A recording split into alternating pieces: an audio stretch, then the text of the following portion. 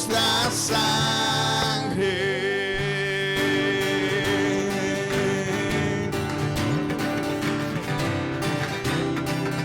Dile que me puede dar perdón y un nuevo corazón.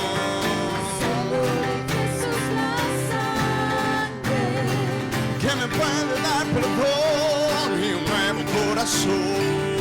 Solo de Jesús la sangre.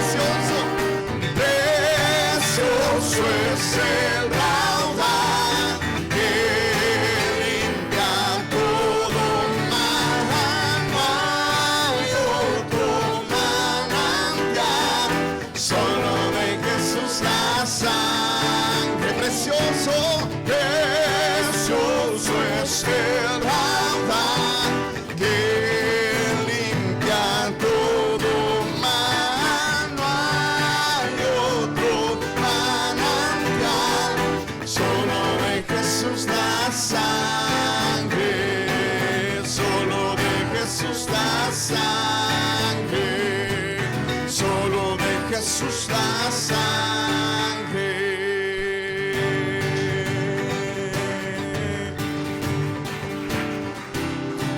Bendito sea tu nombre, Cristo. Amén.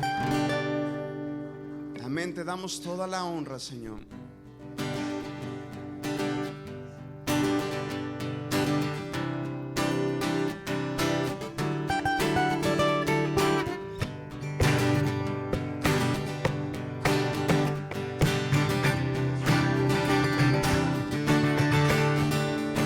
El resplandor del Padre desde la eternidad,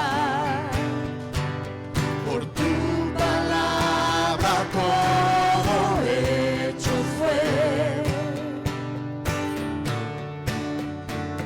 Las cosas que creaste revelan tu obra, y todo tú lo hiciste para que podamos ver. Glorioso, glorioso eres, Jesús, el mayor del deleite, tú, poder inigualable, tu amor no tiene fin, no hay sacrificio igual, viniste a tu vida a dar, día y noche nos unimos al canto celestial, glorioso Jesús.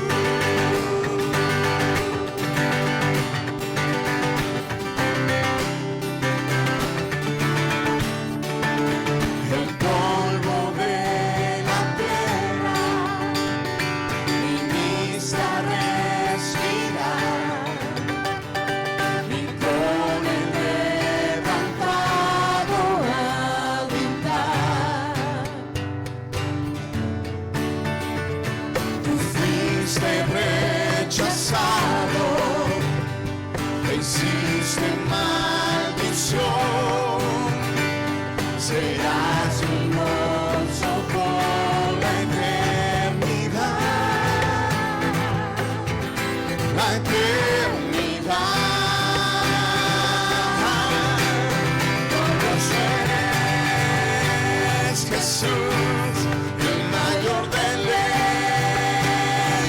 tú, poder inigualable, tu amor no tiene fin, no hay sacrificio igual, viniste a tu vida a dar, día y noche nos unimos al canto celestial, glorioso Jesús.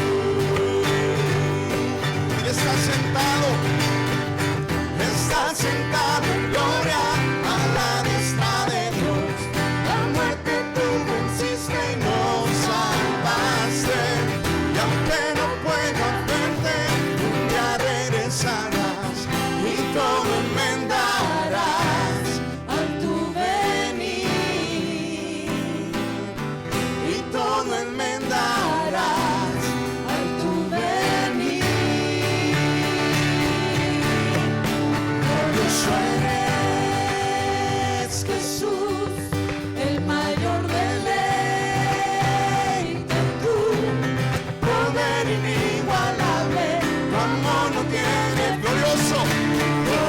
eres Jesús, el mayor deleite tú, poder inigualable, tu amor no tiene fin. Sacrificio igual, y de noche nos unimos al canto celestial, glorioso Jesús.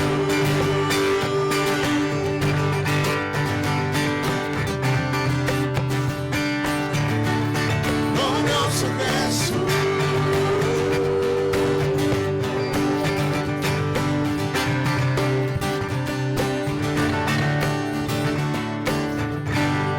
Amén. Amén. Amén. Hermoso Dios. Qué bello es que podamos predicar la locura del Evangelio. Y es una locura porque para ellos era, ¿cómo es que predicas de un rey crucificado? La gente perdía el panorama de que Él fue levantado y glorificado en la cruz. Y Él glorificó al Padre, siendo obediente en todo momento. Y en este reino al revés, siendo coronado de espinas, siendo levantado,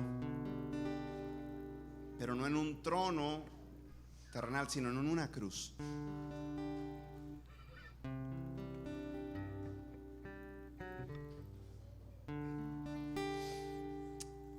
Hermoso Señor, podemos estar en este día limpios, sanos, salvos. Ese es el significado de la palabra soteria, de donde viene nuestra palabra salvación. Es estar sanos de esa enfermedad del pecado en nuestras vidas. Glorioso Dios. Por eso podemos venir confiados ante su presencia.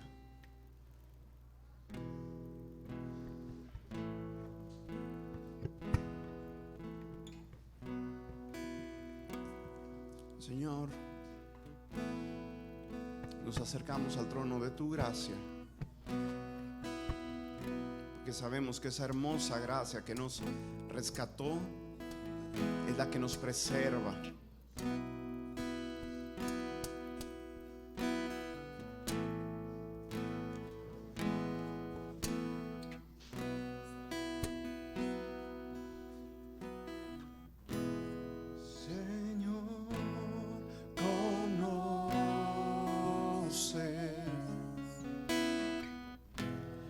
Mi corazón,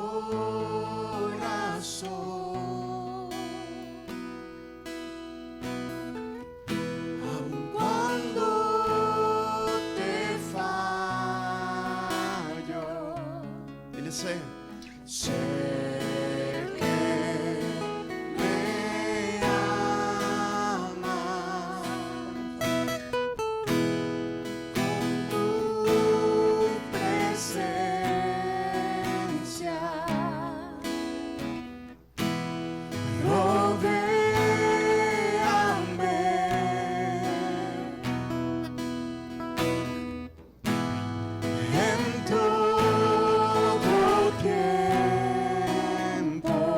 Sé que me amas, sé que me amas.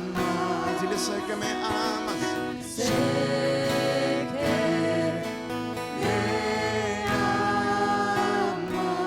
Dile, me postro. Hoy me postro ante Jesús, diste tu sangre en la cruz. No hay otro amor igual. Él murió y resucitó, sobre la muerte venció. Nada me separa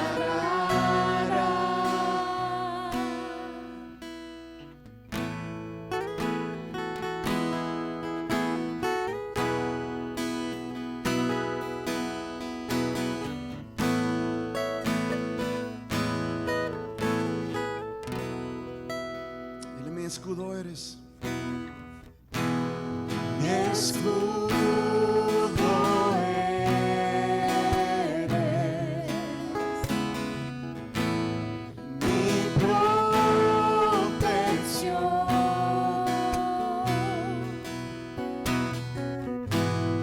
Tú me sostienes. Sí, sé.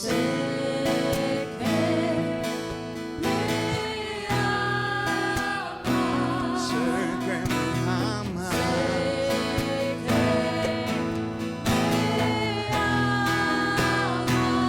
amas. Hoy me postro ante Jesús. Diste tu sangre en la cruz. No hay otro amor igual. Él murió y resucitó. Sobre la muerte venció. Nada me separa. El velo rasgó. El velo rasgó. El camino abrió. Todo consumado es el velo. El camino abrió. Todo consumado es.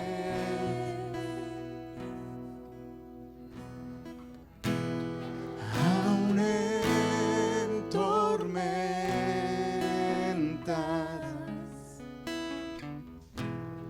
o tempestad,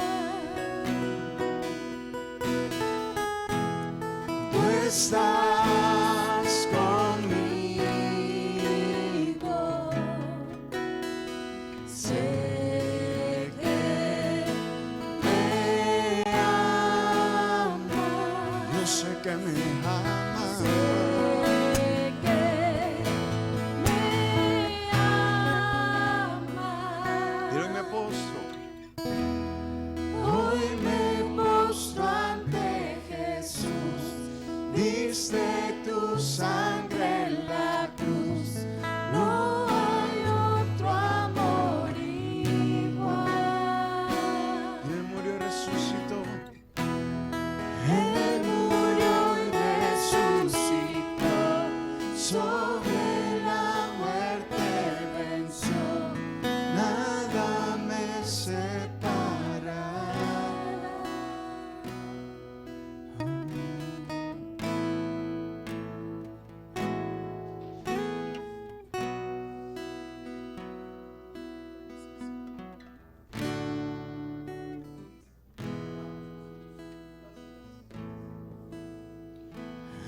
Gracias por la cruz, por el precio tú pagas mi pecado y dolor. Tu amor quitó, dando gracia eterna. Gracias por tu amor.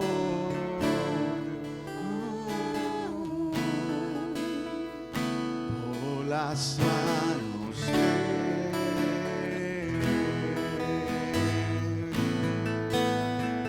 pues tu río me limpió y siento al fin tu perdón y salvación.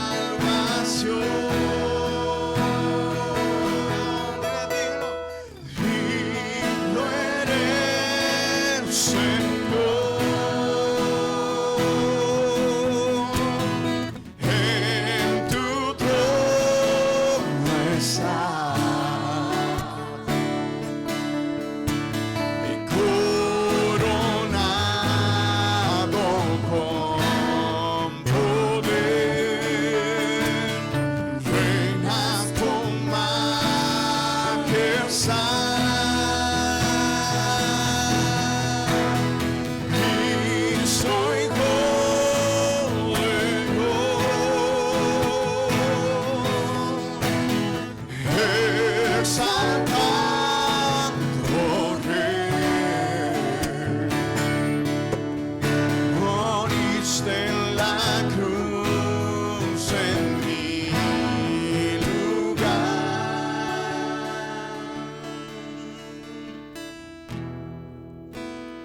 digno eres, Señor.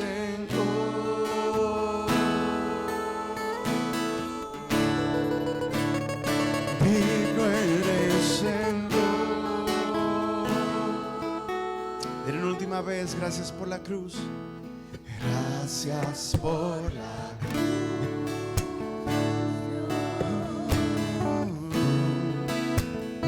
Por el precio tú pagas. Mi pecado y dolor, tu amor quitó, dando gracia eterna. Gracias por tu amor, Dios. Por las manos Su Hijo me limpió y siento al fin tu perdón y salvación. Cántale, digno, digno eres, Señor. En tu trono estás, y coronado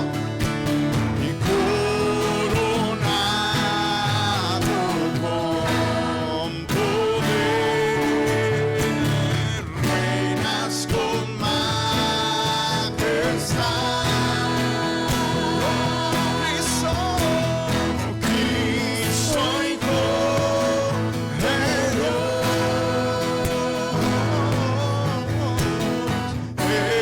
exaltando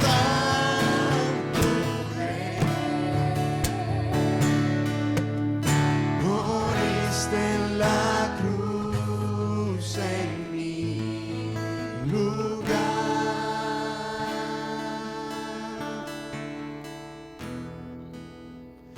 Digno eres, Señor.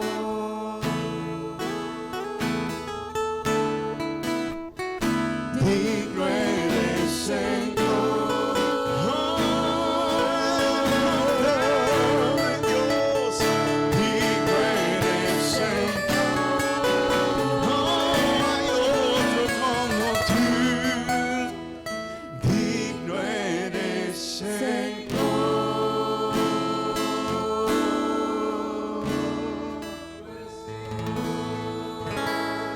Amén. Amén. Sé glorificado, Señor.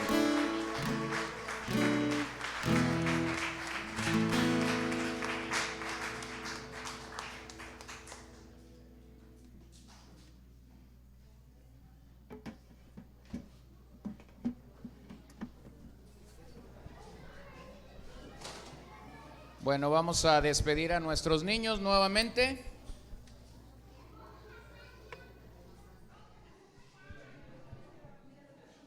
Y si no tiene un lugar, puede encontrarlo.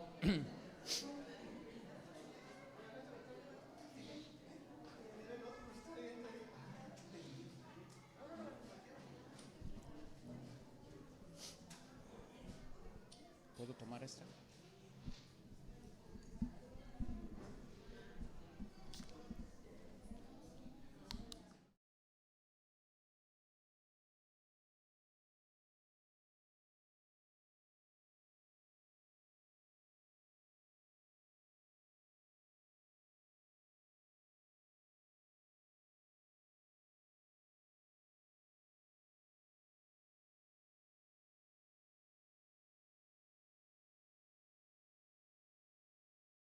Tony, Jacqueline, Alberto, Patti, que nos están visitando este día o que han estado aquí desde temprano. El resto estamos desde ayer, y también damos la bienvenida a quienes nos acompañan vía transmisión. Y bueno, gracias por acompañarnos. Un buen número de hermanos han estado atentos a la transmisión y Aarón, nuestro amigo Aarón, ha estado haciendo la chamba de las diapositivas desde Obregón y fielmente ha estado tomando notas, de eso podemos estar seguros, y ha estado también publicando sus diapositivas. Como le dijo Lucy un día, Aarón, ¿qué libro estamos leyendo ahora, no? Porque así fue como empezó, leía libros y empezó a hacer sus diapositivas. Y entonces Aarón recuerda mucho a Lucy que le dijo, ¿qué libro estamos leyendo, Aarón? ¿No? Bueno, pues no está, este año no está Aarón con nosotros, pero como si estuviera, está desde Obregón y está tomando notas y nos está ayudando a tener un buen resumen de cada sesión vía notas. Así que saludos, al rato te mandamos el taco fish. Y buen café. Bueno, vamos a abrir la Biblia nuevamente a Primera de Corintios 1. Primera de Corintios 1 es nuestro pasaje desde el que estamos partiendo, por lo menos yo y mis hermanos que están también haciendo su trabajo en los devocionales, están considerando en algún momento esta porción como nuestra porción lema o desde donde estamos partiendo para esto. Pero hoy quisiera tomar el tiempo y voy a aclarar solamente para no causar confusión. Trato en esta sesión, y tuve que partirlo en dos por el tamaño de lo que quiero compartir con ustedes en esta hora. Pero trato en esta sesión de inmiscuirme en algo que sucede en días de la Reforma y que muchos de nosotros desconocemos. El año pasado, mientras estudiaba acerca de la Reforma, se me requirió un trabajo y cuando dieron las 10 posibilidades para escribir o para redactar este ensayo, no fui por la que dominaba más, fui por la que no dominaba. Y la razón por la que fui por la que no dominaba es que realmente quería investigar. Y entonces encontré algo que me pareció maravilloso y desde el año pasado dije, esto va al campamento. Entonces, normalmente cuando pensamos en la Reforma protestante, pensamos en Martín Lutero empezando en Alemania, aunque él no es el único hombre que estaba inquieto por buscar algo en las Escrituras que en aquel momento pareciera ser estaba escondido o estaba perdido. Pero normalmente cuando pensamos en Lutero, pensamos que Lutero nos legó esta apreciación de la justificación por la fe. Entonces, vamos a partir de este sentido para decir lo siguiente. Ciertamente cuando Martín Lutero encontró en Romanos 1, 16 y 17 y principalmente Romanos 1, 17, le dio a Lutero la solidez, la fortaleza.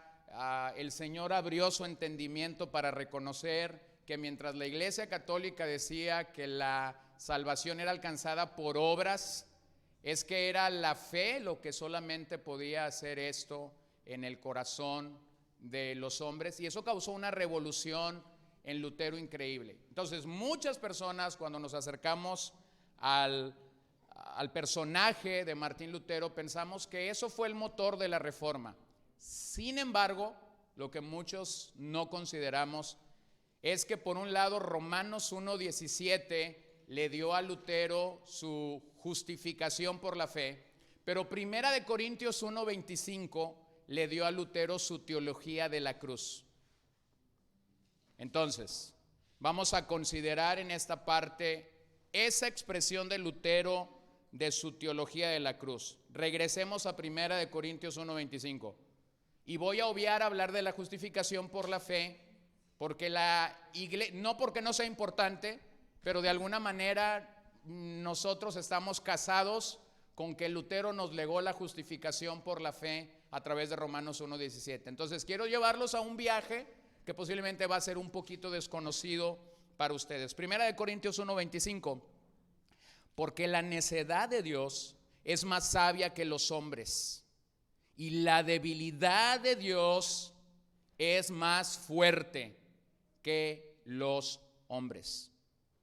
Así que la teología de Lutero, por un lado, es esta de Romanos 1:17, la justificación por fe. Pero él lo expresaba de esta manera: crux sola nostra teología. Entonces, en pocas palabras, Lutero decía: nuestra teología realmente es solo la cruz. Solo la cruz. Tristemente hay muchas personas que no ven en Lutero a un hombre que proclamaba o que elevaba el mensaje de la cruz. Muchas personas, y esto nos hace pensar en algo, muchas personas que vienen con Biblia en mano a la iglesia dejan su teología en su casa. Muchas personas que vienen con Biblia en mano a la iglesia dejan su teología en su casa, o en el peor de los casos no tienen teología.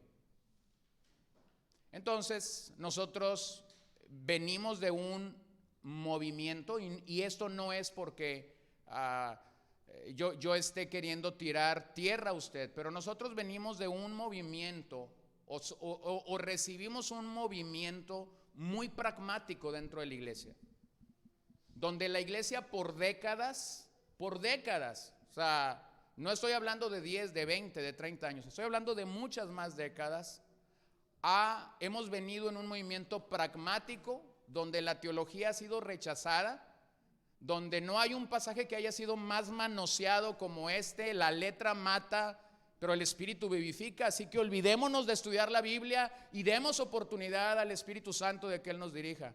Qué maravillosa manera de torcer las Escrituras.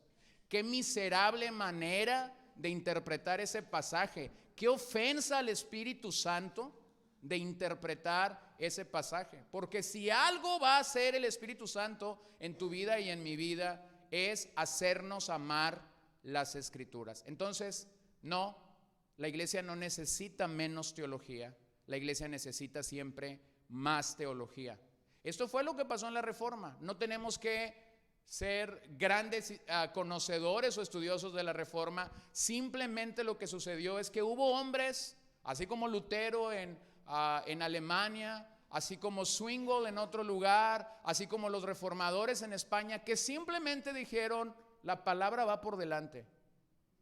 La palabra va por delante. La iglesia, los concilios, los papas han dicho mil y una cosa, pero la palabra va por delante. Así que históricamente, cada vez que tú ves que la iglesia pasa por un tiempo de reforma, simplemente lo que es que ahí hay hombres y mujeres que dicen: queremos más Biblia, queremos más teología, queremos más apreciación de lo que la palabra realmente es. Pero en medio de una era tan consumista, con una mentalidad tan consumista, nos ha invadido y nos ha rodeado un cristianismo que estuvo rechazando la palabra y que estuvo rechazando la teología por décadas.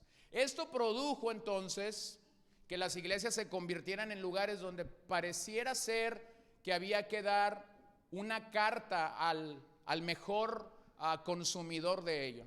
Así que si la gente llegaba y decía: lo que ustedes necesitan es un buen curso de matrimonios, entonces la iglesia estaba ahí para suplir un buen curso de matrimonios. Eso supuso que si la iglesia quería un buen ministerio de jóvenes, entonces había que dárselo. Que si la iglesia necesitaba un grupo de varones, entonces la iglesia tenía... Ahora, no estoy diciendo que esto es malo en sí. Lo que estoy diciendo es que la iglesia de alguna manera ha tratado de responder a las demandas de las personas, y se ha olvidado que siempre que hubo un mover de Dios en la historia, tuvo que ver con el retorno del pueblo de Dios, simple y sencillamente, a las Escrituras. Así que aquí tenemos a Lutero tomando Romanos 1:17 para decir: somos justificados por fe, tomando 1 Corintios 1:25 para decir: solo la cruz es nuestra teología. Entonces, permítame hacer 3 cosas nada más esta mañana. Vamos a dar un recorrido histórico al punto en el que Lutero surge del anonimato. Número 2, permítame definir qué es la teología de la cruz. Y número 3, permítame hablar de los resultados que esa teología debería tener en nosotros el día de hoy. Y entonces en la noche voy a regresar para hablar de esto que Lutero dijo: conocer a Dios realmente es paradójico. Y vamos a revisar cómo es que en 1 Corintios 1 está lleno de paradojas, está lleno de opuestos, como lo mencionaba ayer. Entonces hagamos una visita a Alemania, una visita a la Alemania en los días de Lutero. El 31 de octubre de 1517, Lutero no estaba celebrando Halloween.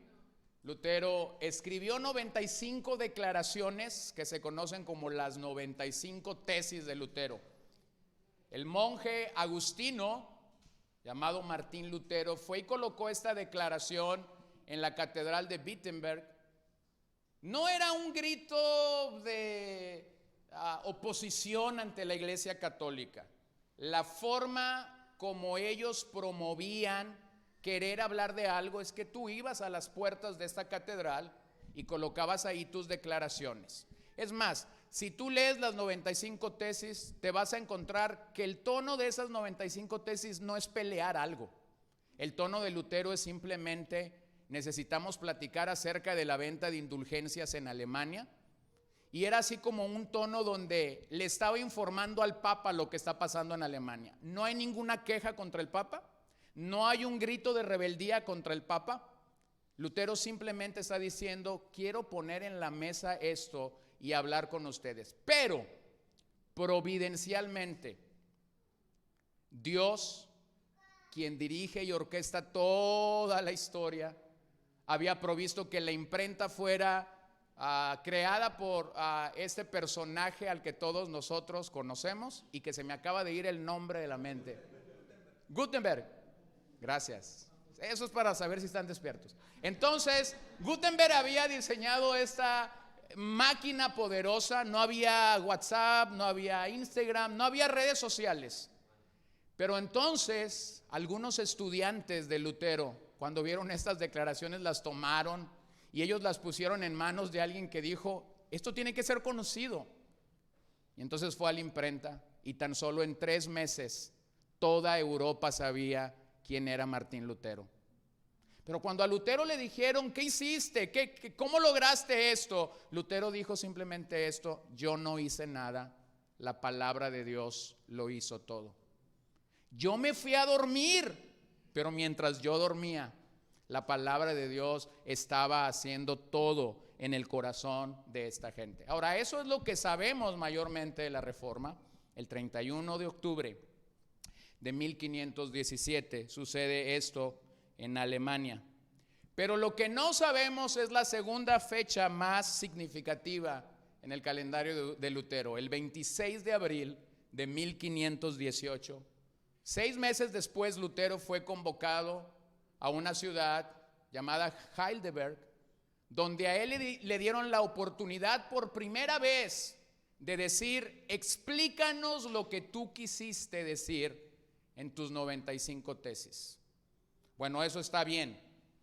Simple y sencillamente tenía que pararse allí y explicar sus 95 tesis. Pero cuando a Lutero, cuando el confesor de Lutero, cuando el líder espiritual al que le pidieron que dirigiera esta reunión, convoca a Lutero, le dice: vas a tener la oportunidad de explicarnos tus 95 tesis. Pero resulta que Lutero toma nuevamente pluma y papel y él dice: yo se las voy a explicar, pero se las voy a explicar a través de 40 tesis más. Así que cuando Lutero llega a Heidelberg, están esperando que él explique 95 tesis, pero él trae 40 tesis más. Y en estas tesis es donde Lutero presenta su teología de la cruz. Roma quería que Lutero se sometiera, o de lo contrario sería declarado un hereje.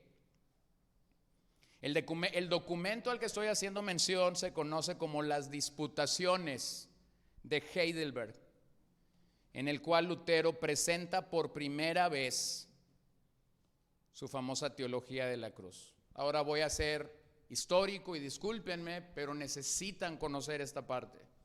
Al final de sus 95 tesis, en el número 92 y 93, Lutero dijo ya esto: fuera entonces con todos estos profetas que dicen al pueblo: Cristo, paz, paz, pero no hay paz.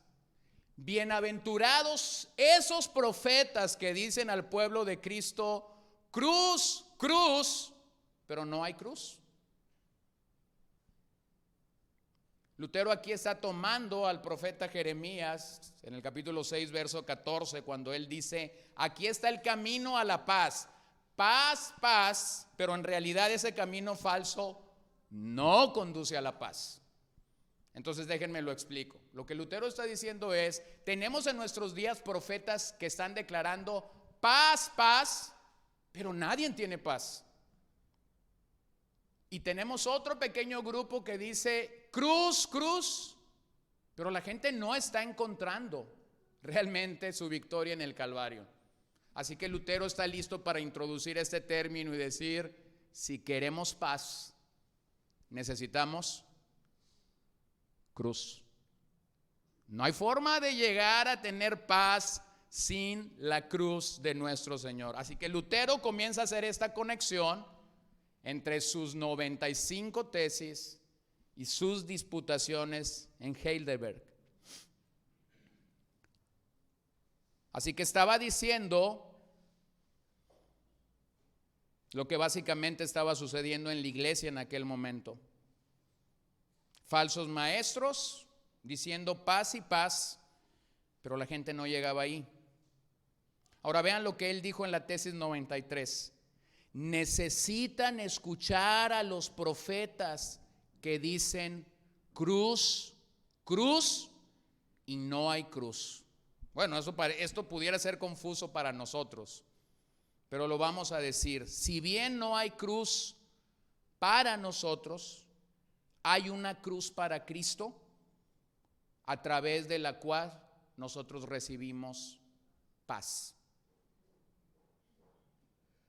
Hay una cruz que Cristo tuvo que cargar y en donde Él tuvo que ser crucificado, que si bien no es que vamos a morir, aunque somos llamados a cargar esa cruz, como ya Pastor Camacho nos decía ayer, qué confusión, somos convocados entonces por esa cruz para tener paz. Así que 6 meses antes, Lutero lo tiene medio oscuro todavía en su mente, pero cuando llega a Heidelberg es muy clara su teología en la cruz.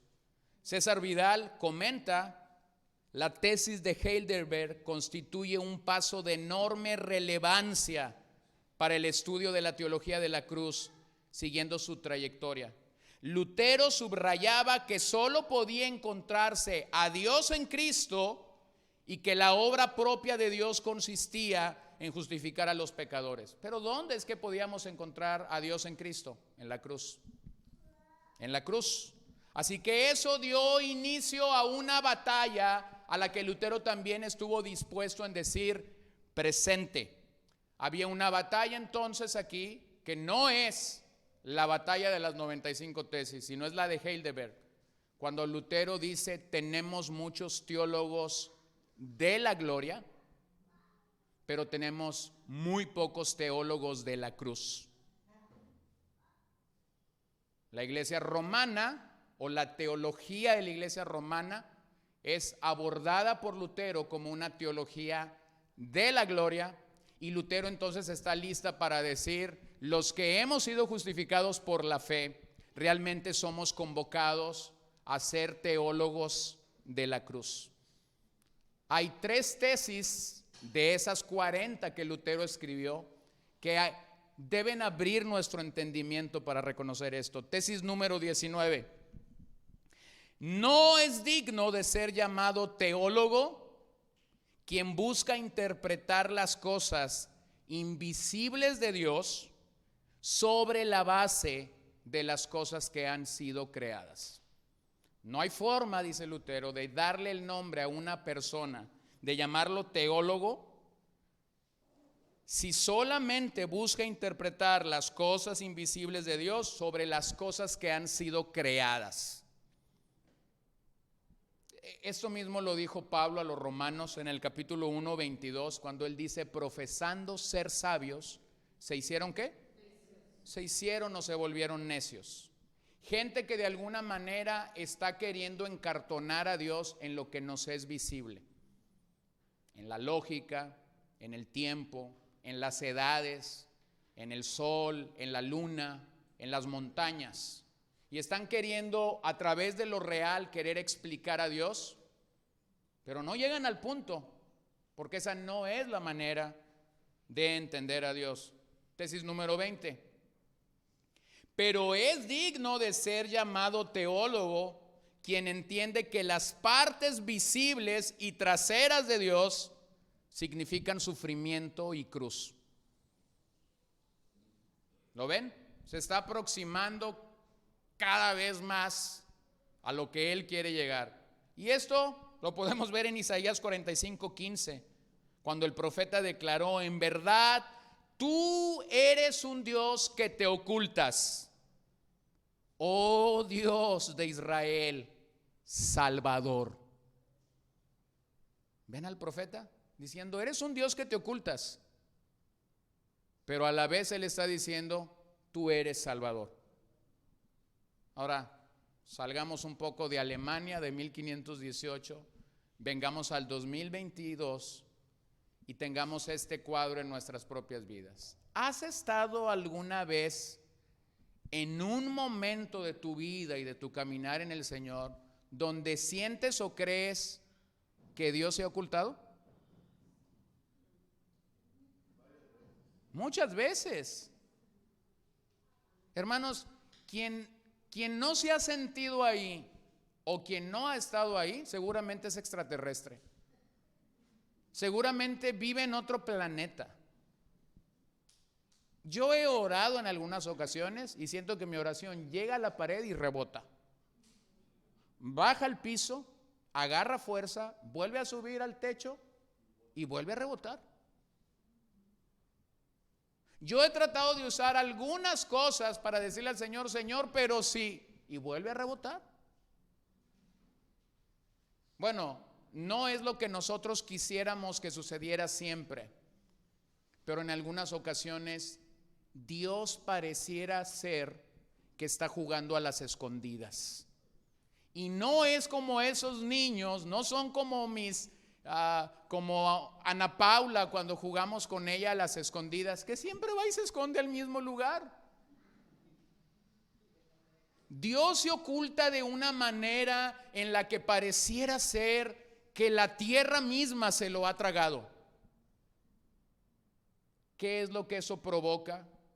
Que gimamos, que nos arrodillemos, que lloremos, que el moco fluya. Finalmente eso produce quebranto en nuestras vidas. Ahora, esta es la parte que cuando pensamos en Lutero muchas veces no vemos.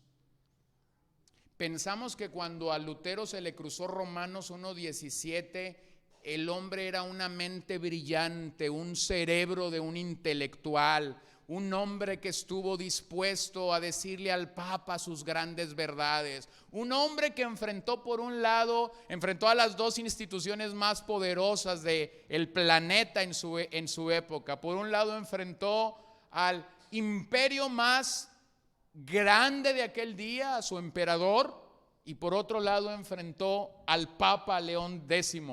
Y tú dices: wow, Lutero tenía una mente sorprendente. Cuando lo ves en Heidelberg, te das cuenta que el gran teólogo realmente era un teólogo de la cruz. Sufría, lloraba, se quebrantaba una y otra vez y nos lo hace ver, nos lo deja ver. Así que para Lutero el único lugar auténtico en el que el hombre puede conocer a Dios es la cruz de Cristo. Es ese lugar en el que Dios se encuentra revelado y sin embargo paradójicamente escondido en esa misma revelación. Por un lado se muestra a nosotros, por otro lado se esconde a nosotros a través del dolor. Número 2, ¿qué es entonces la teología de la cruz? Bueno, ha habido grandes hombres que han pensado en ella, que la han descrito, que nos la han hecho saber. Cito a dos teólogos, Sinclair Ferguson, que dice: el término fue usado primeramente por Martín Lutero para describir su teología de la Reforma en sus principios. Se refiere no sencillamente a la doctrina de la cruz, en el que la cruz se ve como el punto focal de la obra de la salvación de Cristo, sino a una interpretación de la teología en su totalidad como teología de la cruz, en que se ve la cruz como el punto focal de la revelación que Dios hace de sí mismo, y por lo tanto como el fundamento y el centro de toda teología verdaderamente cristiana.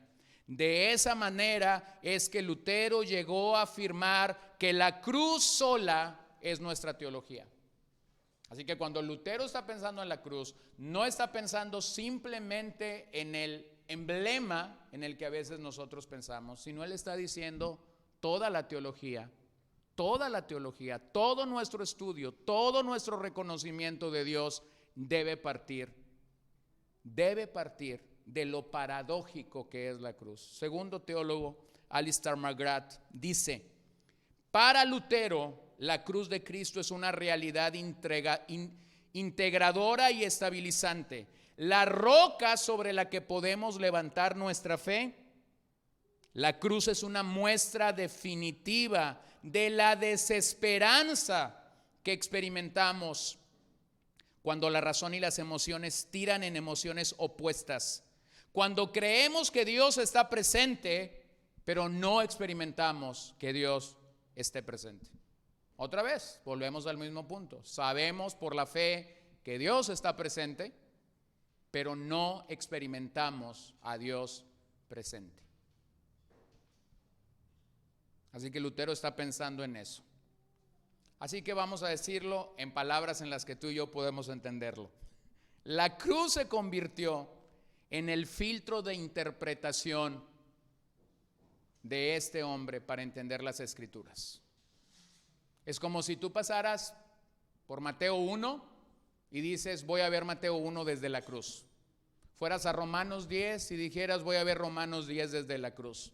Fueras a Apocalipsis 21 y dijeras: voy a ver este capítulo desde la cruz. Fueras a Salmos y dijeras: voy a ver el Salmo 20, el Salmo 50 desde la cruz. Así que Lutero comenzó a ser un hombre que leía las Escrituras, que pensaba en las Escrituras, que predicaba las Escrituras, y todo lo comenzó a ver a través de este filtro de interpretación llamado la cruz. Esto nos permite reconocer algo. Para muchos historiadores, 1518 en la vida de Lutero se considera el año del silencio. Es decir, entre el 31 de octubre y el verano del 1518, aparentemente el monje ha dejado de escribir, ha dejado de clavar cosas en una catedral, ha dejado de hacer ruido, y muchos dicen: ¿qué pasó en el año del silencio para Lutero? Bueno, aquí está lo que pasó. Se topó con 1 Corintios 1:25 y el hombre comenzó a procesar todo lo que él sabía de las Escrituras y a producir o a provocar su propia teología de la cruz. Horas de meditación, horas de dolor, horas de sufrimiento, cuando los amigos se han convertido en enemigos, cuando los consejeros espirituales se han convertido en gente que está diciendo Roma es primero que la amistad, cuando la gente lo está traicionando, cuando la gente le está poniendo costo a su cabeza, cuando alguna gente está diciendo el hombre enloqueció, y hay un solo lugar en el que Lutero pudo refugiarse, y ese lugar es la cruz. Mi hermano, no hay mejor lugar para refugiarnos que la cruz. No hay mejor lugar para refugiarnos que la cruz. ¿Por qué estás pasando? ¿Cuáles son tus experiencias presentes? ¿Cuáles son tus experiencias pasadas?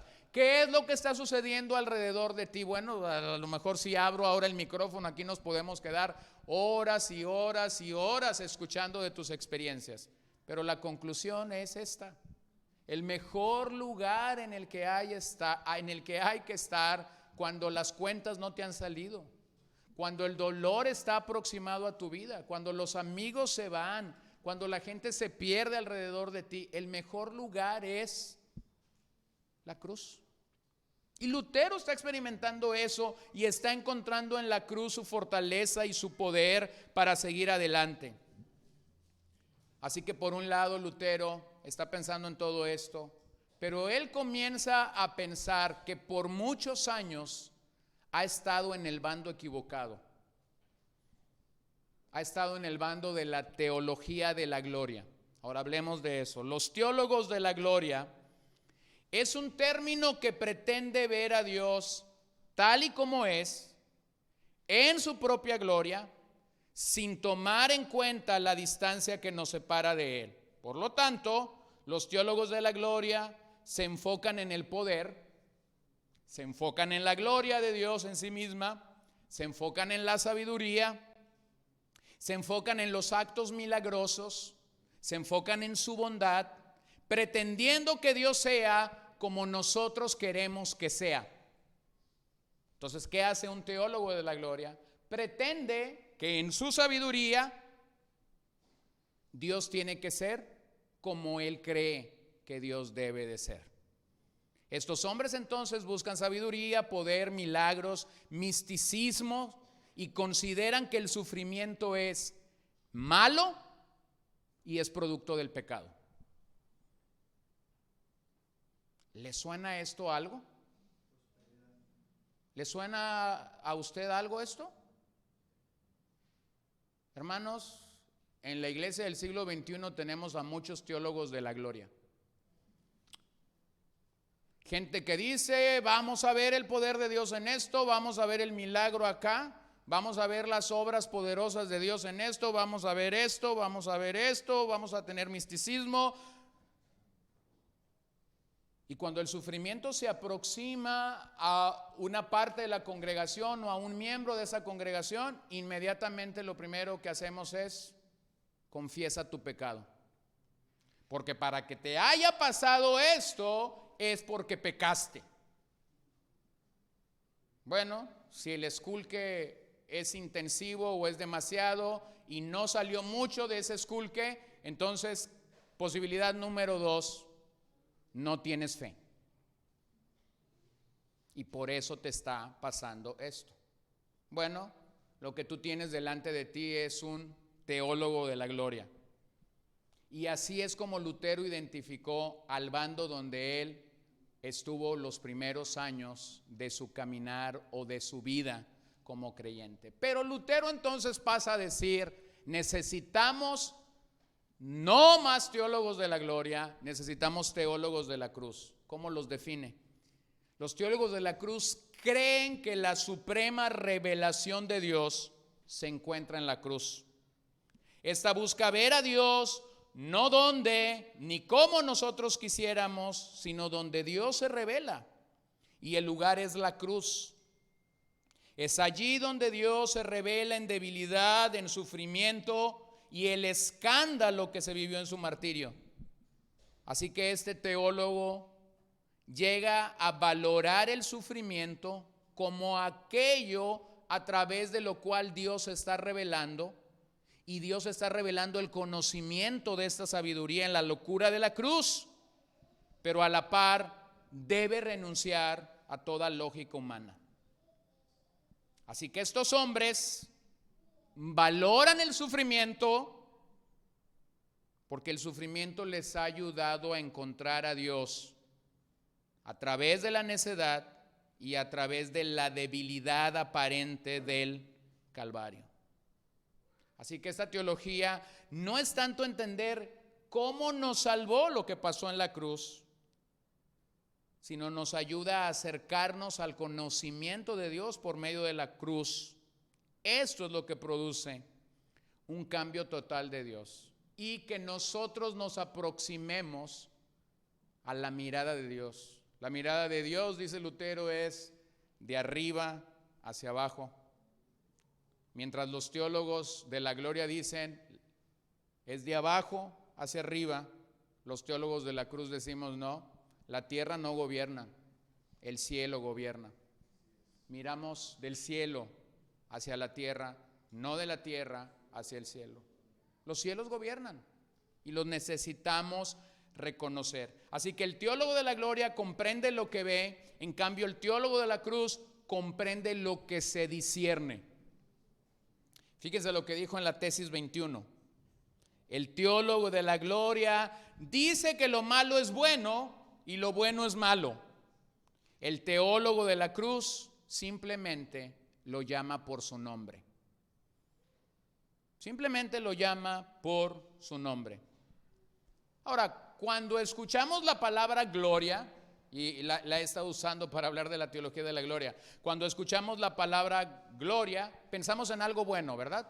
Porque posiblemente nuestra mente lo conecta con la gloria de Dios. Pensamos en ello, pensamos en esa gloria, pensamos en algo noble, pensamos en algo digno de lo cual hablar. Pero eso es lo que Lutero estaba queriendo decir cuando estaba contrastando la teología de la gloria con la teología de la cruz. Para él estaba usando la gloria para hablar del logro humano.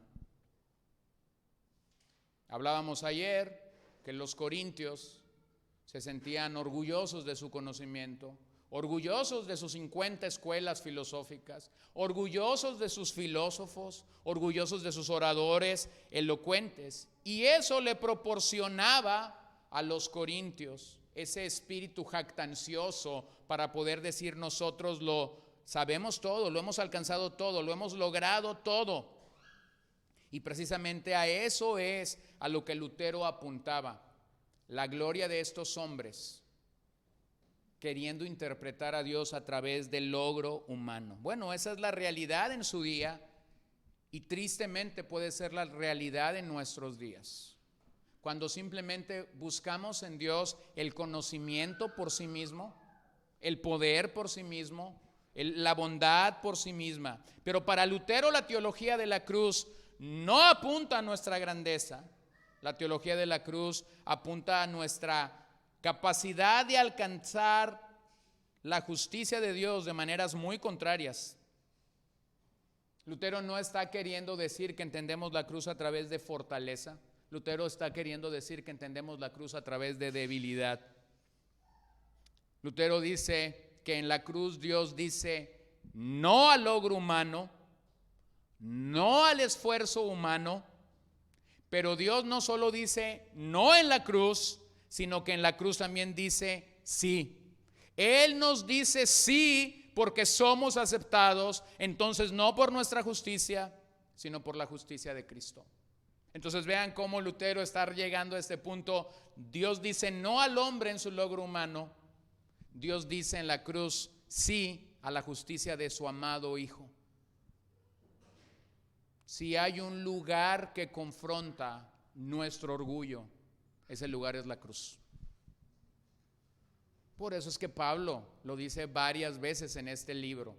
¿De qué tenemos que jactarnos? ¿De qué tenemos que gloriarnos? ¿De qué tenemos que sentirnos orgullosos? Así que esta teología de la cruz era contraria a la teología de la gloria que era predominante en los días de Lutero. Stephen Nichols ha dicho: ser un teólogo de la cruz es ser alguien que recuerda que nuestra debilidad, nuestra fragilidad, nuestra incapacidad y por lo tanto necesitamos aferrarnos a Cristo, necesitamos aferrarnos a la cruz. ¿A qué te invita a ser un teólogo de la cruz? A ser un hombre y a ser una mujer que te aferras al Calvario. ¿Va a haber dolor? Sí. ¿Va a haber días oscuros? Sí. Pero son precisamente esos días donde usted y yo podemos tener la gracia suficiente de Dios para decir: Señor, me voy a aferrar a la cruz. Así que definitivamente los teólogos de la gloria interpretan mal a Dios y su gracia, dado que no lo ven a través de la cruz, lo cual resulta en una deformación y en una alteración del mensaje de la cruz, lo cual resulta en una aparente derrota y fracaso de Cristo en el Calvario. Pero por su gracia, los teólogos de la cruz podemos comprender estas verdades solo por medio de la fe. Observa lo que Pablo dice a Filipenses 3:18.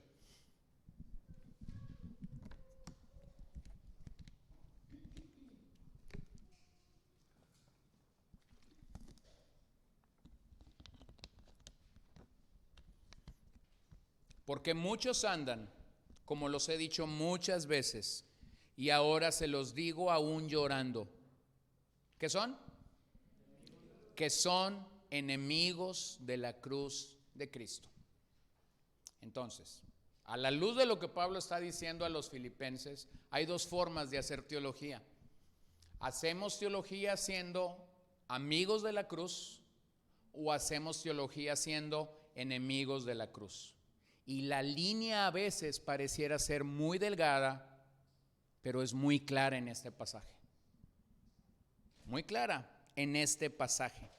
Un acercamiento a la cruz de Cristo entonces destruye todos nuestros conceptos acerca de cómo Dios se mueve en nuestras vidas. Es aquí donde Dios muestra que Él es fuerte a través de mi debilidad. Es aquí donde Dios supera la muerte, muchas veces no evitándola, sino pasando por ella, por encima de ella. Es aquí en la cruz donde Dios va en contra de la razón y de las expectativas humanas. Entonces la teología de la cruz insiste una y otra vez, vuelve a la cruz, vuelve al Calvario como la única fuente exclusiva y verdadera del quehacer teológico. Entonces, ¿dónde empezamos como teólogos? ¿Con la justificación? No. ¿Dónde empezamos como teólogos? ¿Con la predestinación? No. ¿Dónde empezamos como teólogos? ¿Con la escatología? No. ¿Dónde empezamos como teólogos? Díganmelo. Nosotros debemos de empezar en nuestra teología propia con la cruz. Todo nuestro quehacer teológico tiene que comenzar con la cruz. Nosotros tenemos que amar la cruz. Nosotros tenemos que leer la cruz, nosotros tenemos que cantar de la cruz, nosotros tenemos que meditar de la cruz, nosotros tenemos que continuamente tener la claridad de lo que sucedió en la cruz. Usted me dirá, bueno, eso es muy básico. Permítame decirle algo. Nosotros los cristianos solemos fallar en las cosas más básicas. Solemos perdernos en las doctrinas que están para muchos más enredadas y fallar en lo más básico y sencillo de la fe cristiana. Entonces Lutero está diciendo, necesitamos volver a la cruz. La cruz verdaderamente necesita impactarnos y nuestro quehacer teológico necesita comenzar allí. Entonces dejemos a Alemania esta mañana y vamos a regresar a ella esta noche. Vengamos al fuerte en el 15 de abril del 2022. ¿Cómo la teología de la cruz tiene que impactar tu vida y mi vida? Bueno, número uno, tenemos que retornar al mensaje de la cruz de forma real y práctica. Tenemos que aterrizar este mensaje. Así como Lutero un buen día pudo aterrizar Romanos 1:17, pudo aterrizar 1 Corintios 1:25, nosotros tenemos que aterrizar el mensaje de la cruz a nuestra vida, a nuestra persona, a nuestro matrimonio, a nuestra familia, a la forma como manejamos nuestro tiempo, a la manera como manejamos nuestras finanzas, a la manera como ajustamos todo en la vida, todo en la vida. Es allí donde comenzó la victoria del pueblo cristiano y es allí donde debe mantenerse la victoria de nosotros si realmente vamos a seguir a nuestro Señor. Entonces, permítame introducir en esta última parte 5 puntos acerca de cómo la teología de la cruz debe impactarnos. Número 1, la teología de la cruz no se integra a una comunidad del Calvario. La teología de la cruz no se integra a una comunidad del Calvario. Esta es la comunidad que está dispuesta a decir, toma tu cruz y sigue al Maestro. Esa es la comunidad que está dispuesta a decir, vamos tras las pisadas del crucificado hasta llegar al cielo. Esa es la comunidad que está dispuesta a decir, no importa el costo que tenga que pagar, voy a seguir a mi Señor. En el pensamiento luterano, la iglesia que ha sido comprada por sangre será una iglesia sufriente.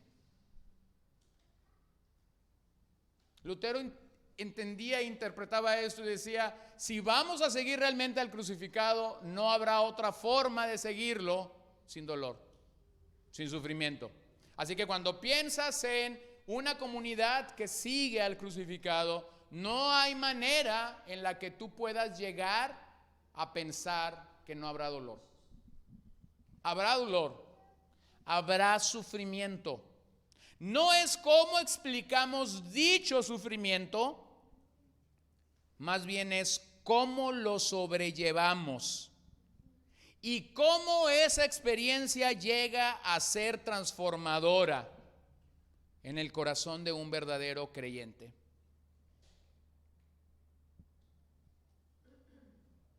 Michael Reeves dice, no solo necesitamos una teología de la cruz, sino también necesitamos ser parte de una iglesia de la cruz. El entendimiento de la iglesia coherente con el evangelio de Cristo crucificado es una iglesia de la cruz. Eso significa poder en la debilidad, sabiduría en la locura y gloria en la vergüenza.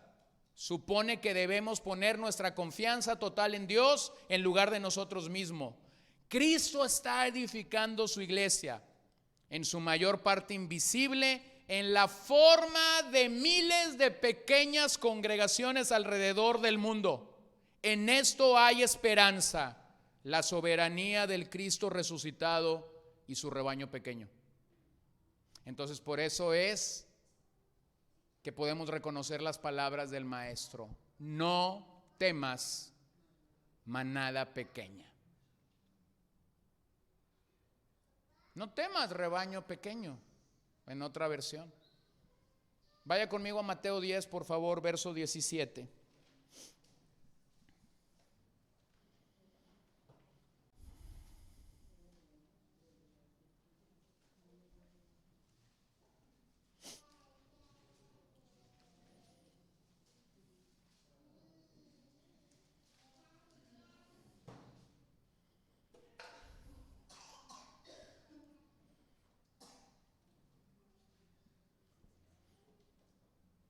Pero cuídense de los hombres, porque los entregarán a los tribunales y los azotarán en sus sinagogas, y hasta serán llevados delante de gobernadores y reyes por mi causa,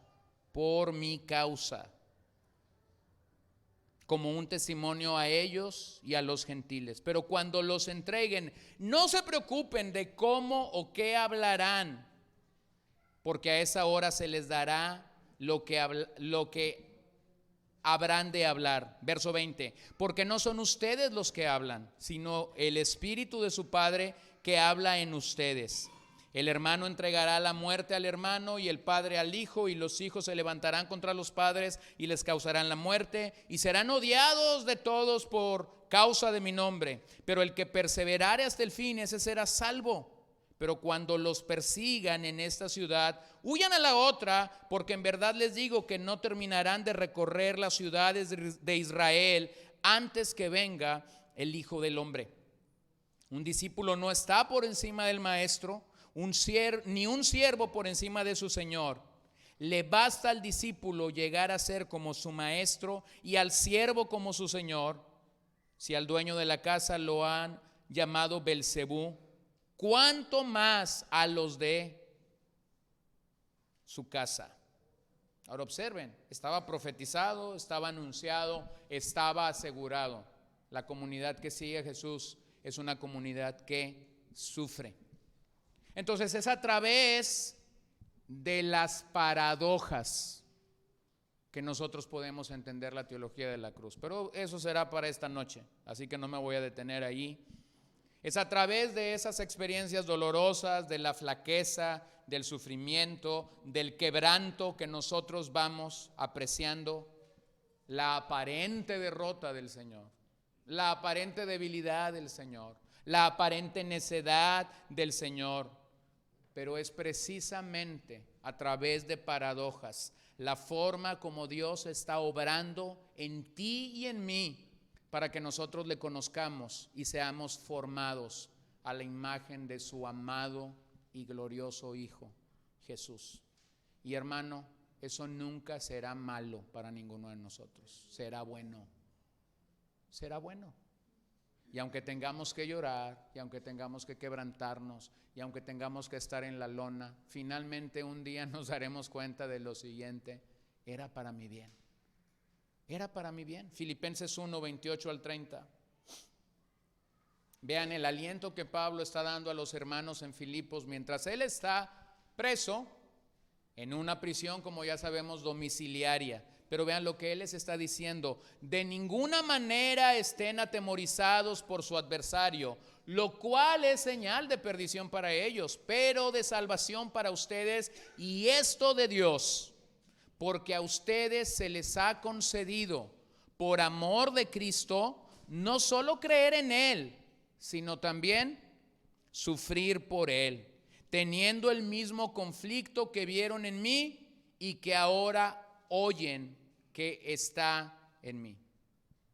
Se nos ha concedido no solamente la salvación en la cruz, no solamente la salvación, se nos ha concedido la victoria del crucificado, sí, gloria a Dios, pero también se nos ha concedido el sufrimiento. Y cuando logras tener esa visión del Señor, es que entonces lo puedes llevar a tu propia vida, se lo puedes decir a otra persona cuando está pasando en medio del dolor: mi querido hermano, siéntete privilegiado por el tipo de sufrimiento que el Maestro ha tenido a bien enviarte. ¿Difícil? Difícil, cuando nuestra carne suele a veces no apreciarlo.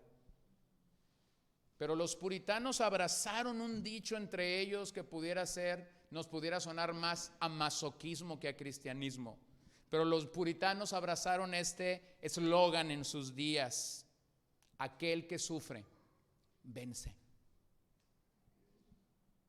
Esta era la forma en la que ellos se animaban cuando un hermano estaba en dolor, y ellos decían: mi querido hermano, recuérdalo, aquel que sufre, vence. Entonces el sufrimiento nunca le ha hecho mal a la iglesia.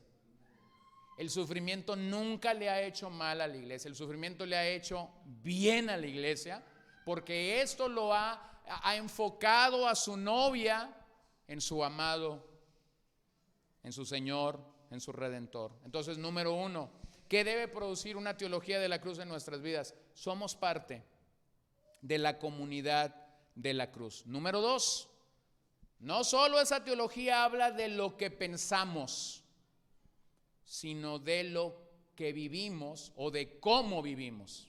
O sea, cuando hablamos de una teología de la cruz, no estamos pensando solamente en lo que pensamos, en las cosas que tenemos que aprender y en las cosas que tienen que estar en nuestro cerebro para considerarme un teólogo de la cruz. No, no solamente es en lo que pensamos, sino también en el cómo vivimos. Lucas 9:23. Y a todos les decía: si alguno quiere seguirme, niéguese a sí mismo, tome su cruz cada día y sígame. ¿Cada qué? Cada día, no cada domingo, no cada campamento, no cada seminario, no cada congreso, no cada reunión especial, no cada vez que tomamos Santa Cena. No, dice cada día. Y esto habla de cómo vivimos. Esto nos lleva al terreno de la praxis, y en el cual nosotros debemos pensar cómo la cruz debe transformar mi diario vivir.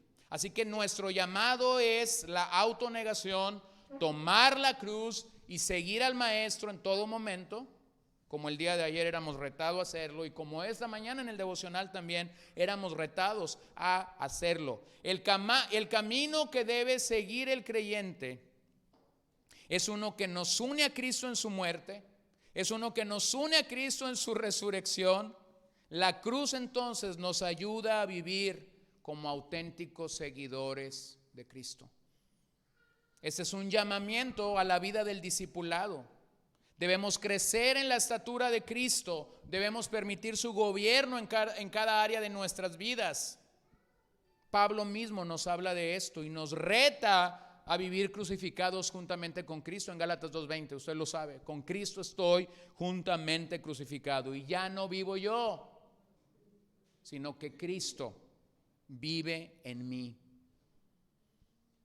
Entonces nos invita a pensar en cómo vamos a vivir la vida cristiana. Nos invita a pensar en cómo vamos a vivir la vida cristiana. Cada vez que marzo o abril se aproxima, iba a decir y que yo recuerdo, no, voy a ser sincero, y que Facebook me dice, esto pasó hace 5 años, esto pasó hace 8 años, esto pasó hace 10 años. Bueno, desde la última semana de marzo, Facebook me está recordando las fotografías de eventos pasados o de campamentos pasados. Y no sé si tú, que usas esta red social, te has dado cuenta, pero los que teníamos un poco más de cabello hace 10 años, el cabello se está ausentando. Los que no tenían canas, ya tienen canas. Nuestros bebés ya son niños grandes. Yo esta mañana me desperté con Fer a las 6 de la mañana, ella para ir a la cocina y yo para seguir estudiando la palabra de Dios. Y yo estaba pensando, ¿cuándo esto pasó? ¿Cuándo esto pasó? Bueno, pasó. Lo que quiero decirte con esto es simplemente, si nosotros no aprovechamos la vida para ser verdaderos seguidores, auténticos seguidores de Cristo, que maduramos, que crecemos, que vamos adelante, que vivimos lo que realmente se nos está dando, se nos está comunicando, bueno, posiblemente un día de estos veas una foto, como las que yo les he mencionado, y digamos una expresión como esta: se me fue la vida. Mi hermano, que el Señor nos ayude para verdaderamente poder decir, gloria a Dios, pude hacer esto, pude crecer acá, pude ser mejor acá, pude dejar de hacer esto, pude agregar esto a mi vida cristiana. Bueno, ¿qué requiere eso? Como muchas veces lo hemos dicho, el discipulado requiere intencionalidad. No hay forma en la que tú memorices Biblia si tú no eres intencional para memorizar Biblia. No hay forma en la que tú ores más si tú no eres intencional para orar más. No hay forma en la que tú digas, me encantan algunas viejitas que me sorprenden en agosto, en julio, y me dicen, pastor, ya leí la Biblia y voy por la segunda vuelta. Me encantan esas llamadas. ¿Lo ves? Pero eso requiere intencionalidad. No llegas allí nomás porque sí. Llegas allí porque fuiste intencional. Estábamos, Paola y yo, en Córdoba, Veracruz, hace unos años, y estábamos con una bella viejita a la que le salía Biblia y más Biblia y más Biblia y más Biblia. Yo dije, wow, qué increíblemente, ¿no? Pero entonces llegó el momento en el que le hicimos la pregunta a esta hermana querida nuestra. Entonces nos dice, ay pastor, dice, tengo como unos 20 años leyendo la Biblia. No, sí, se nota, le dije yo. ¿Y cómo la lee? Ah, dice, fácil, leo 15 capítulos diarios. Yo te aseguro que si una persona lee por 20 años la Biblia con 15 capítulos diarios, va a hablar Biblia. Yo te lo aseguro. Pero se requiere intencionalidad. Entonces no crecemos nomás porque decimos, ay, pues voy a ir a la iglesia el domingo y ahí yo, por favor, hermanos, venzamos esa idea de que ahí te vas a recuperar. Si no leíste la Biblia durante es que el pastor cita un montón la Biblia, ahí me voy a recuperar. No te vas a recuperar, te estás autoengañando. Una cosa es que se predique un pasaje, una cosa es que para predicar ese pasaje nos apoyemos en 20 otras citas. Eso es una cosa, y otra cosa es tu lectura diaria.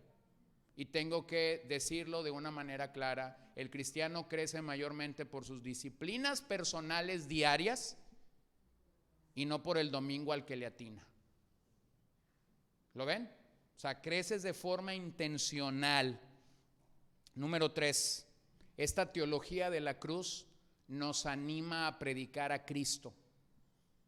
No solamente nos hace parte de una comunidad de la cruz, no solamente nos anima a vivir como verdaderos discípulos, lo tercero es que la teología de la cruz nos anima a predicar a Cristo. Bueno, ya lo hemos leído, vayamos otra vez, 1 Corintios 1:17. Pues Cristo no me envió a bautizar, sino a predicar el evangelio, no con palabras elocuentes, para que no se haga vana la cruz de Cristo. Y luego el verso 23, pero nosotros predicamos a Cristo crucificado, piedra de tropiezo para los judíos y necedad para los gentiles, como ya compartíamos ayer. ¿Qué hacemos con la teología de la cruz? Predicamos a Cristo. Predicamos a Cristo. ¿Dónde predicas a Cristo? En el púlpito que se te preste. Una mesa, una silla, un café, un hospital, una oficina. El arte de predicar lamentablemente ha sido limitada al entendimiento que tenemos de un hombre predicando detrás de un púlpito en día domingo con camisa blanca y con corbata negra. Yo tenía una abuela que siempre me dio este consejo cuando era niño. Este era el consejo de mi abuela. Un predicador necesita de perdida unas 5 camisas blancas, y con que tengas un pantalón negro y otro azul marino, mijito, ya le hiciste. Entonces el otro día literalmente casi me suelto llorando. Llevé ropa a planchar y cuando llegué y colgué esa ropa había ahí como 6 o 7 camisas blancas y yo dije, mi abuela se sentiría muy contenta en este closet. Predicamos a Cristo en el púlpito que sea necesario. Y eso no es simplemente el arte o la manera oficial en la que nosotros interpretamos al párroco, al sacerdote, al ministro, al clérigo, con el atuendo que tú lo quieras presentar. Lo hacemos desde cualquier lugar. Yo he estado en funerales donde no conocía a la persona que está detrás de mí, o sea, donde no conocía al muerto, pues, pero he ido ahí. Y yo sé que en los funerales normalmente la gente habla bien del muerto, ¿sí? Vas a un funeral y la gente dice cosas. Yo no he ido a un funeral donde la gente diga cosas malas del muerto, salvo 1 o 2 expresiones que me ha tocado chuscas ver, ¿no? En funerales. Pero regularmente la gente va a los funerales y tú escuchas esas historias. Cuando yo era un niño desvalido y sufriente, este hombre me pagó la escuela, me daba comida y bueno, todas estas cosas. Yo voy a un funeral y me dicen, ¿pudieras compartir algo? Claro que sí, pudiera compartir algo. ¿Por qué? Porque aunque yo no tenga información de quién está aquí, esa es una buena oportunidad para predicar a Cristo, ¿no? Sí, es una buena oportunidad para predicar a Cristo. Las bodas son una buena oportunidad para predicar a Cristo. Tienes ahí un montón de pecadores y todos van a comer y algunos van a bailar y otros van a hacer ciertas y cuales cosas. Te paras ahí y predicas a Cristo. Bueno, acabo de estar en una boda antes, más extraño estar en una boda y luego al día siguiente estar predicando en un campamento. Pero estuve en una boda el miércoles por la noche. Y llego ahí y nada más habíamos 6 personas de la iglesia, 8 con la familia que estaba ahí. Y yo dije, qué tremenda oportunidad para predicar a Cristo. Bueno, ¿y cómo lo haces? ¿Cómo conectas una boda con Cristo? Y bueno, hay muchas formas cómo conectas una boda con Cristo. Pero el punto es ser parte de esta teología nos anima a predicar a Cristo en el lugar donde nosotros estemos. Solo la obra de Cristo asegura nuestra salvación y nuestra esperanza viva. Así es como presentamos entonces su muerte sustitutiva, su muerte expiatoria por los suyos en la cruz. Aunque la gente de nuestros días busque un mensaje acomodado a sus condiciones, el nuestro debe ser fiel a la obra del Calvario. Esto debe estimular la confianza y el pensamiento de todo predicador, de todo hombre, de toda mujer que proclama a Cristo y a este crucificado. Entonces, Debe ser música para tus oídos. Que la gente te diga, eso dolió.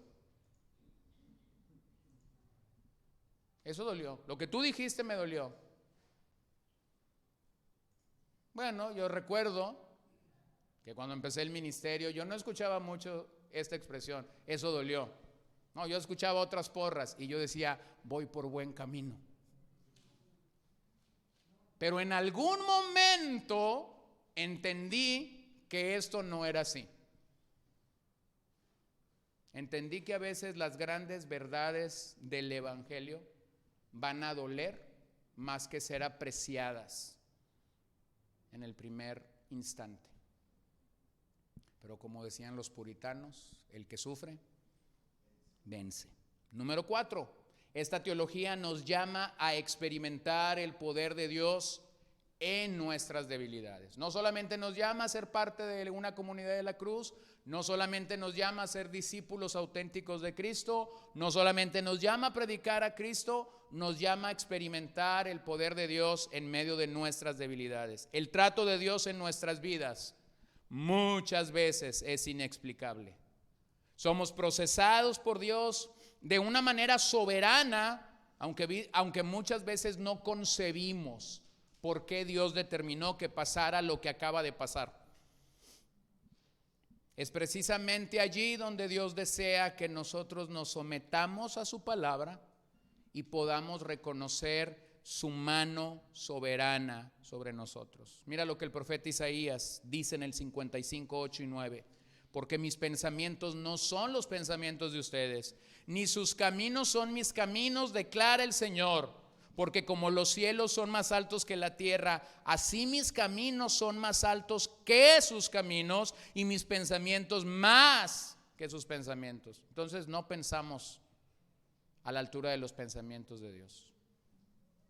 Y por eso el Señor debe y tiene que procesarnos. El apóstol Pablo también lo entendió con otras palabras, pero experimentó el poder de Dios. En medio de la debilidad, él pudo comprobar y conocer la gracia de Dios. Segunda de Corintios 12, 9 a 10, él me ha dicho, te basta mi gracia, pues mi poder se perfecciona en la debilidad. Por tanto, con muchísimo gusto me gloriaré más bien en mis debilidades, para que el poder de Cristo more en mí. Por eso me complazco en las debilidades, en insultos, en privaciones, en persecuciones y en angustias por amor a Cristo. Porque cuando soy débil, entonces soy fuerte. Mientras un teólogo de la gloria pedirá siempre una manifestación del poder de Dios, el teólogo de la cruz reconocerá la gracia maravillosa de Dios en el día de la angustia. Tú lees los salmos y encuentras en los salmos continuamente esta oración: líbrame, sáname, fortaléceme, restáurame, Tú lees el libro de los Hechos, cuando Cristo ha muerto en el Calvario, cuando el Espíritu Santo ha venido sobre la comunidad en Jerusalén y ellos están diciendo: danos de nuevo para predicarte, danos valor para anunciarte. Pero los van a matar, les decía, que nos maten.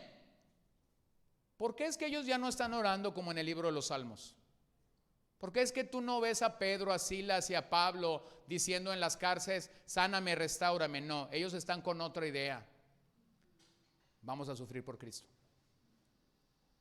¿Se acuerdan? Juan y Pedro están enfrente al Sanedrín en los primeros capítulos de los Hechos y ellos les están diciendo: los vamos a dejar ir,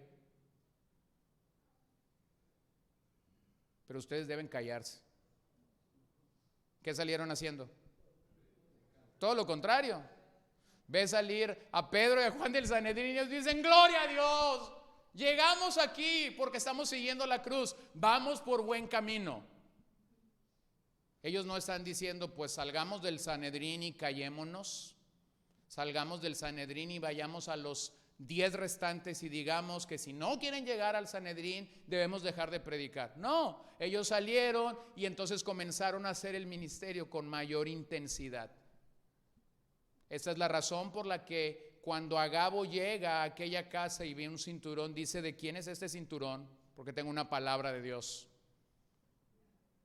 El hombre, el poseedor de este cinturón va a sufrir por la causa del reino. Y entonces Pablo, que no sabemos por qué es que el cinturón estaba por ahí, escuché a un respetuoso estudioso del Nuevo Testamento dar una explicación sobre ese cinturón y por qué estaba ahí, que no viene al caso ahora, pero entonces estaba allí. Y cuando Pablo escucha esto, Pablo dice: es tiempo de ponerme el cinturón y de ajustármelo bien. O sea, él no está diciendo: cruz, cruz, que venga, que se vaya el diablo y que venga Jesús. No, él dice: me lo voy a amarrar, y me lo voy a amarrar más firme que como lo traía. O sea, él estaba abrazando la cruz. Ellos no estaban diciendo: no vamos a sufrir. No. Vean cómo entonces el teólogo de la gloria está esperando que Dios se manifieste con poder, mientras el teólogo de la cruz está diciendo: Señor, tú sabes cómo me vas a procesar. De algo estoy seguro. De algo estoy seguro. Me vas a dar la gracia suficiente para pasar por este momento de dolor.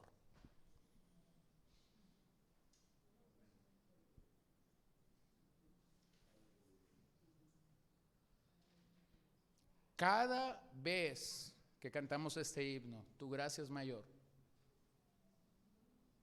Tu gracia es mayor. Me hace pensar en aquel maravilloso momento en el que estábamos en la pandemia y alguien me mandó por primera vez la traducción de este himno. Lo había escuchado en inglés, aunque no lo había entendido completamente. Pero entonces lo comenzamos a hacer nuestro y lo comenzamos a cantar cada día, y 2 veces y 3 veces, y llorábamos y sufríamos con él. Pero recuerdo aquel momento maravilloso en el que nuestra vecina nos manda ese mensaje por WhatsApp: sigan cantando, sigan cantando. Y tú te pones a pensar: no estaba cantando para ti, estaba cantando para el Rey. Pero si esto puede causar un momento en el que otros puedan ver el favor y el poder de Dios en nuestras vidas, hermano, pudiera ser inexplicable para nosotros, pero allí estará la gracia de Dios sobre nuestras vidas. Así que si te acercas a Cristo a través de tu conocimiento y no por la gracia, seremos tentados por el orgullo. Seremos tentados por la arrogancia, seremos tentados por la suficiencia, seremos tentados por ideas preconcebidas, pero dejaremos de acercarnos con sencillez y con humildad a la cruz. Entonces nos daremos cuenta de nuestra realidad y de nuestra condición como humanos, como pecadores, como enemigos de Dios, como inmerecedores de su gracia. No, el mensaje de la cruz no está peleado con la gracia.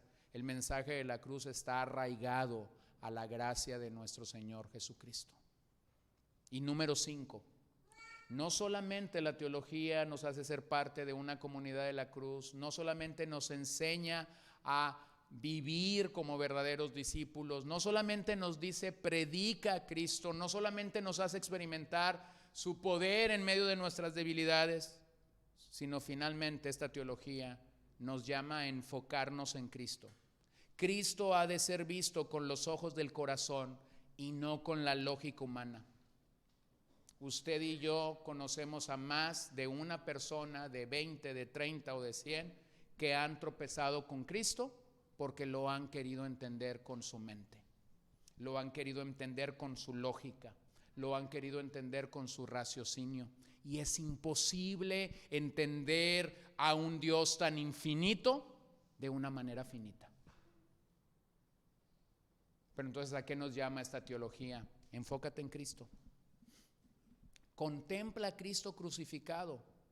Entonces eso brillará en nuestros corazones. Entonces eso nos hará irradiar en un mundo de oscuridad que grita por la obra de Dios. No lo puedo concebir en la mente humana, pero esa es la manera como Dios está diciendo: así me plugó, así me plació mostrarme a la raza humana a través de la debilidad y de la necedad del Calvario. Usted recuerda el pasaje en Juan 14. Felipe le dice a Cristo, muéstranos al Padre. Y entonces Jesús le dice a Felipe, Felipe, tanto tiempo he estado contigo y aún no lo puedes ver. Y aún no lo puedes ver. El que me ha visto a mí, ha visto al Padre. Juan 14:6, yo soy el camino, yo soy la verdad, yo soy la vida. Y nadie viene a mí si no es nadie viene al Padre si no es por mí, perdón. Nadie viene al Padre si no es por mí. Entonces, después de nuestro recorrido por los días y por los aires de la Reforma Protestante, llegamos al día de hoy y tenemos, en muchos casos, nosotros tenemos que reconciliar nuestra teología. Porque en muchos casos nuestra teología se parece más a la teología de la gloria que a la teología de la cruz. Se parece más a lo que Lutero estaba señalando como incorrecto que a lo que él encontró en 1 Corintios 1:25. Entonces, lo primero a lo que quisiera llamarte esta tarde es reconcíliate con la cruz. Reconcíliate con la teología de la cruz. A veces Dios va a mostrar su gracia a nuestras vidas de manera paradójicas y de maneras en las que tú y yo no estamos listos o preparados o quisiéramos que Dios se mostrara. Pero Dios sigue quebrantando nuestras vidas y somos llamados entonces a abrazar la cruz y somos llamados entonces a poder responder a Dios como Él demanda de nosotros.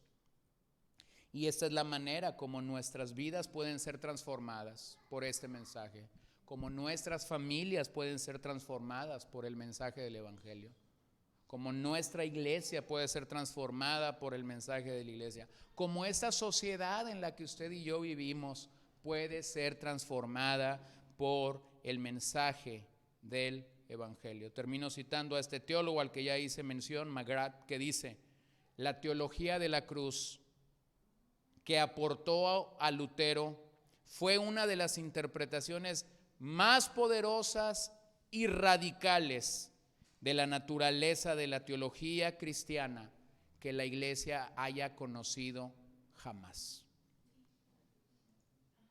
Hermanos, si despreciamos la teología de la cruz y abrazamos la teología de la gloria, un día de estos terminaremos rechazando y despreciando la cruz.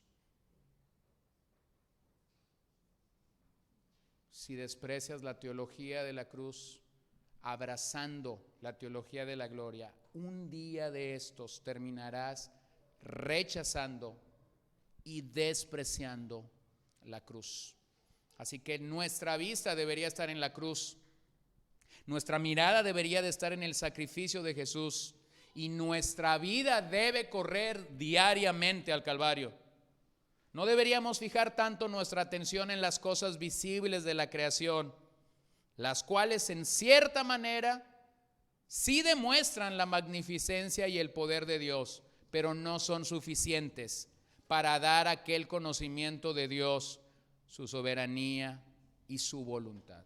Entonces, al orar esta tarde les animo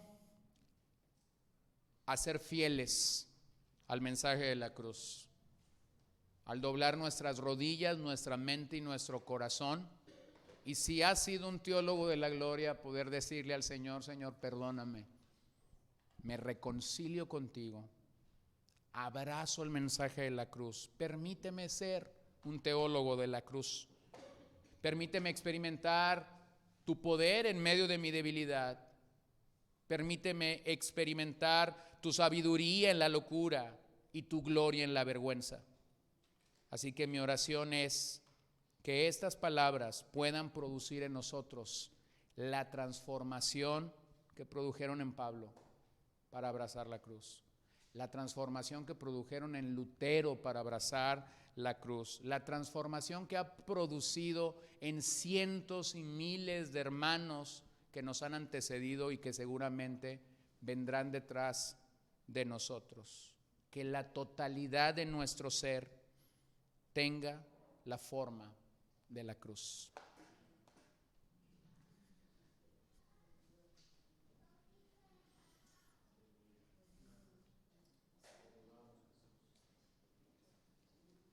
Te damos gracias, Señor. Simplemente te damos gracias por la obra del Calvario.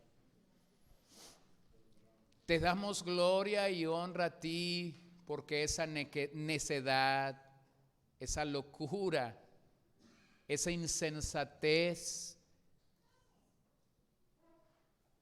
ese acto del que muchos se burlan, realmente para nosotros es poder y sabiduría de Dios. Señor, que abracemos ser parte de la comunidad de la cruz. Que estemos dispuestos no solamente a pensar como tú quieres que pensamos, sino a vivir en el estándar de tu amado Hijo Jesús. Que te prediquemos en cada ocasión, que te prediquemos en cada oportunidad, que estemos listos para anunciar al precioso Señor de nuestras vidas, de nuestras almas. Que podamos experimentarte en medio de nuestras debilidades. Que en esas noches largas y oscuras por las que somos pasados y procesados, el Dios que ha fortalecido a sus santos por siglos y generaciones sea presente a nosotros y que podamos enfocarnos en Cristo una y otra vez. Dame a Cristo, dame a Cristo, dame a Cristo, Señor. Danos a Cristo.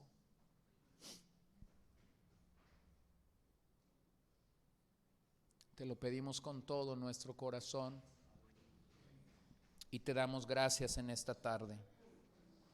En tu nombre oramos. Amén.